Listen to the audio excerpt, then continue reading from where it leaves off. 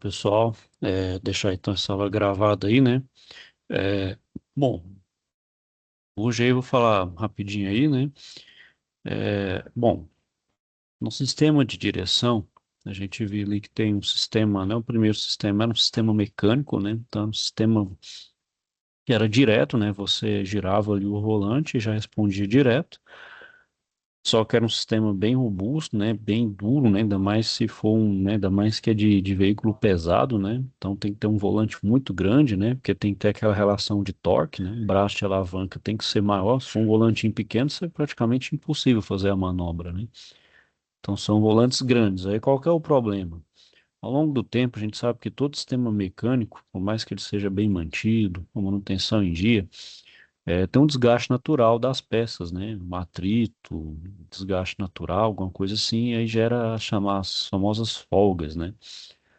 Aí ao longo do tempo você vai percebendo que o volante vai tendo aquele jogo, né? Você tem que ficar meio que corrigindo isso, né? E isso, por exemplo, numa viagem, numa longa viagem aí, né?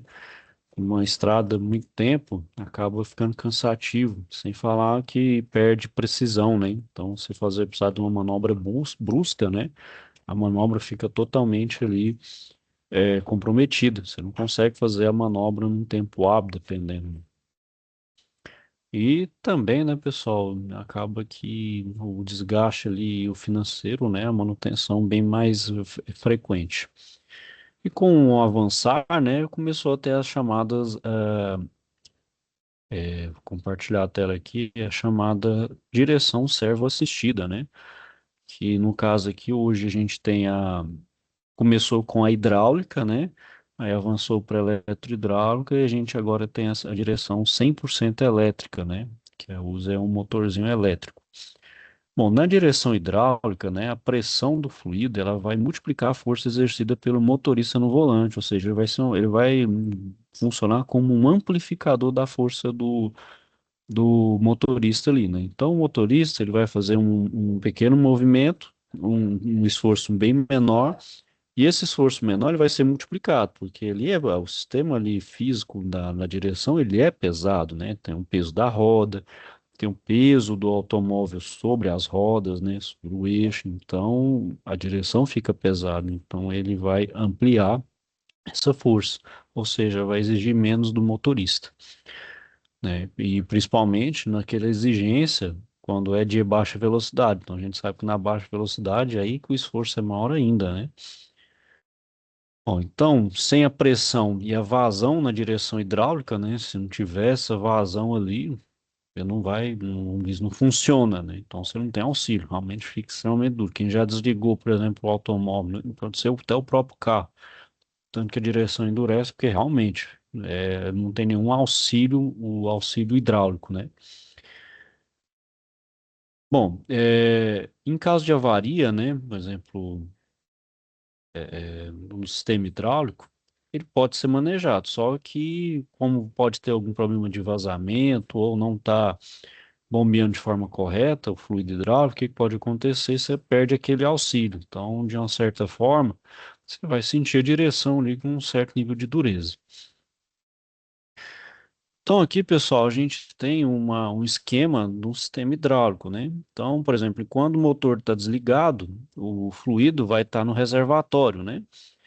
É, e o circuito vai ser sem pressão, né? Que é onde está esse tracejado preto aqui, é o circuito do meu óleo aqui. Então, o veículo desligado não tem óleo circulando, né? Bom, então o reservatório aqui é representado pelo número um. Então está desligado, o óleo está parado aqui, né? Ligou, então ele vai deslocar até a bomba hidráulica, né? A bomba hidráulica é o itemzinho aqui de número 3 por meio da mangueira, né? Através dos dutos, né?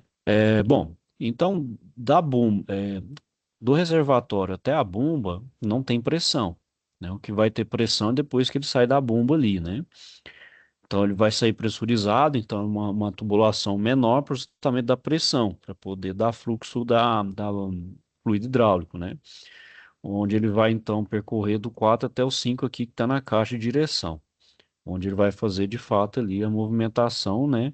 Onde então o óleo aqui vai movimentar né, justamente aqui a parte do, da direção. Bom, então, da caixa de direção ele retorna para o reservatório com baixa pressão, né? Então, esse é o circuito, né? Bom, então, enquanto o motor está funcionando, né, o fluido ele vai fazer esse caminho sem interferir na direção. Então, de certa forma, mesmo eu não tendo a demanda de mudar de direção, mas o fluido hidráulico ele vai estar circulando ali independente de mudar ou não a direção, de o volante atual ou não, né? Então, por exemplo, no momento agora que eu vou girar o volante, ou seja, eu vou fazer uma manobra, o fluido então ele vai entrar, o fluido dentro da caixa de direção vai auxiliar, né? Ou seja, agora sim ele vai atuar, ele vai exercer a sua força ali, né? O seu auxílio para o motorista. Então, vai diminuir o esforço para girar o eixo.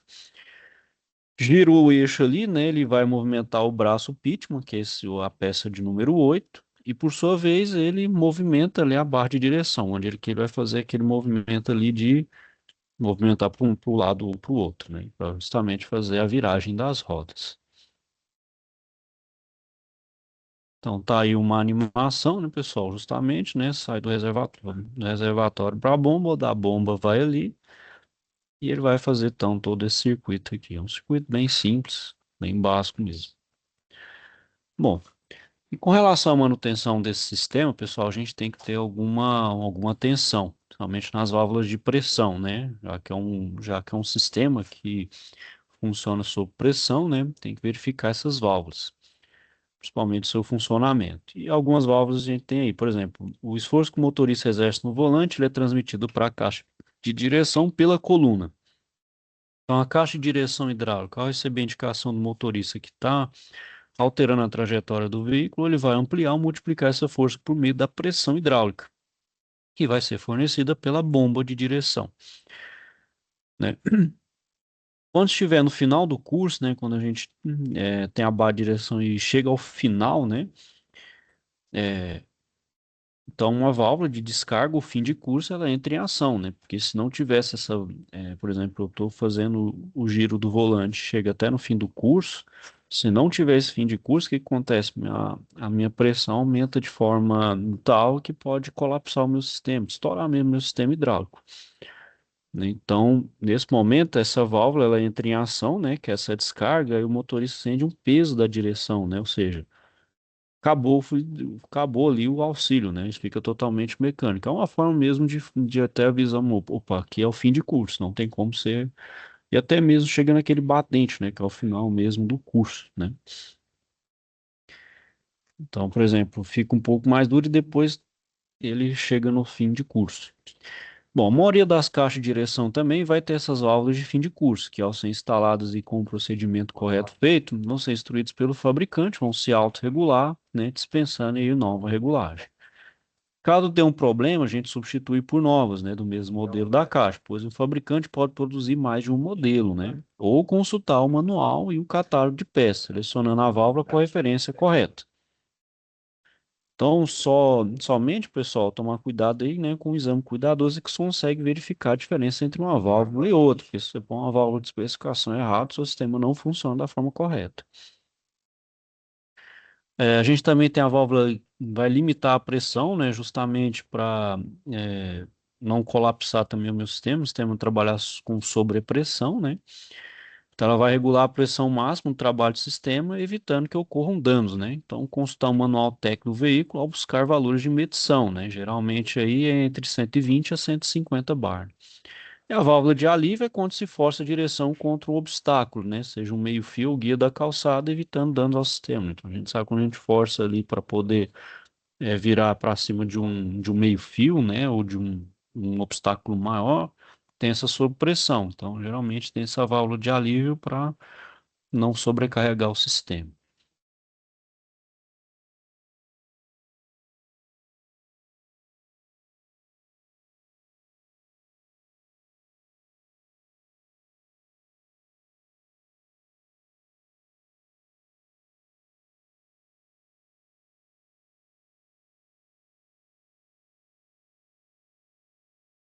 Bom, pessoal, então com relação à suspensão também, né, é um item de segurança, né, ele gera tanta segurança quanto conforto, né, então, questão do conforto aí do veículo, né. Quanto à recomendação, né, para periodicidade das revisões desse sistema, então, por exemplo, medição das folgas, né, de bucha, molas, jumelos das molas, né, então verificar a tolerância dessas folgas, né, então exercer um esforço com uma espátula grande, né, para servir então nas buchas dos olhares das molas e dos jumelos, né? Fazer isso antes de lubrificar, né? Pois se você lubrificar antes, a graxa preenche as folgas, né? Então você pode ter uma medida errada. Bom, o amortecedor telescópico hidráulico, ele é o mais utilizado aí dos veículos pesados, né? Até por é, aguentar mais peso, né? Que geralmente ele é um veículo de carga, vai carregar peso, né? Então ele é mais robusto nesse ponto de vista construtivo, né? Então, ele é basicamente composto por um cilindro, onde está armazenado um fluido específico, a haste e um pistão, né? Conforme está aqui, né? Bom, então essa região aqui ela é presa ao chassi por meio de um suporte e a extremidade ela é fixa ao eixo, né? Então, um é no eixo e outro é no chassi, né? Bom, a gente tem então cada vez então que a suspensão se movimenta, acho que o pistão também se move, né? Justamente para amortecer, né? Não chegar ali, por exemplo, até no chassi, né? Onde tem que é chamado fim de curso, né? Então, amortece o choque ali, né? E o outro é um amortecedor de dupla ação, né? Então, ele vai apresentar resistência ao movimento da pressão, então, tanto para cima quanto para baixo, né? Então, ele é dupla ação, tanto como diz, no bote quanto no rebote que eles falam, né? É, isso então produz um efeito tanto na expansão como na contração. Ele tem um efeito maior, né? Vamos dizer assim que ele é mais eficaz, né? Então, geralmente aí, né? Hoje a gente utiliza muito esse de dupla via.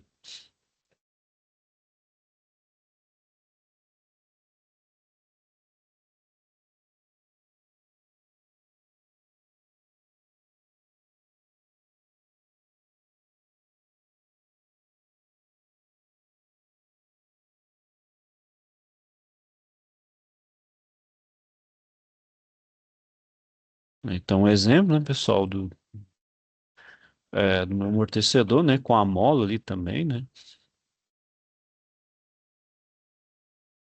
Bom, nos veículos pesados, né, pessoal, principalmente nos veículos que têm carroceria sob chassi, né? Então a gente tem duas peças ali que formam um conjunto, então para eles não ter essa questão de desalinhamento ali, estabilidade, tem a barra estabilizadora, né? Ela é usada para melhorar essa rigidez torcional e estabilidade do sistema, né?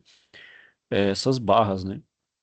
E ela é colocada tanto no eixo traseiro quanto no dianteiro, né? Então o estabilizador ele é de material rígido, né? É um material de alta resistência. Ele é para antitorção em forma de arco, né? Então ele tá ligado a um quadro com a ajuda de tirantes de ligação, né, e ao eixo por meio de grampos, né? Todos os componentes são montados, né, com um casquilho de borracha, justamente para não ter aço com aço, né?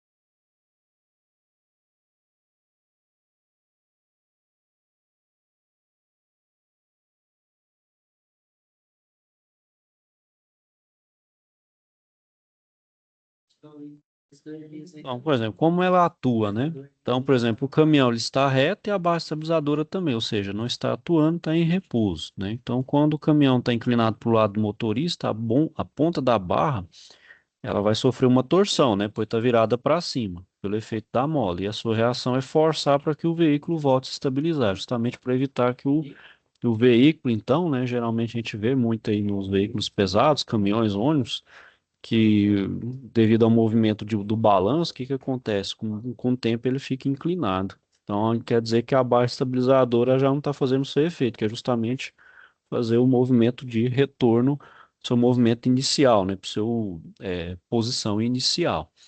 né? Então, isso é o efeito da barra estabilizador. Ok, pessoal, né, hoje era só para falar isso aí mesmo. Qualquer dúvida, estou à disposição. Quero falar com vocês aí, pessoal, sobre as atividades. Por enquanto, ninguém entregou. Estou preocupado com isso, né? Eu preciso entregar relatório lá para a empresa. Ok? Me procure aí, tá bom, pessoal? Então, isso aí. Vou desejar a todos, então, um bom dia. Que então todos com Deus e até a próxima.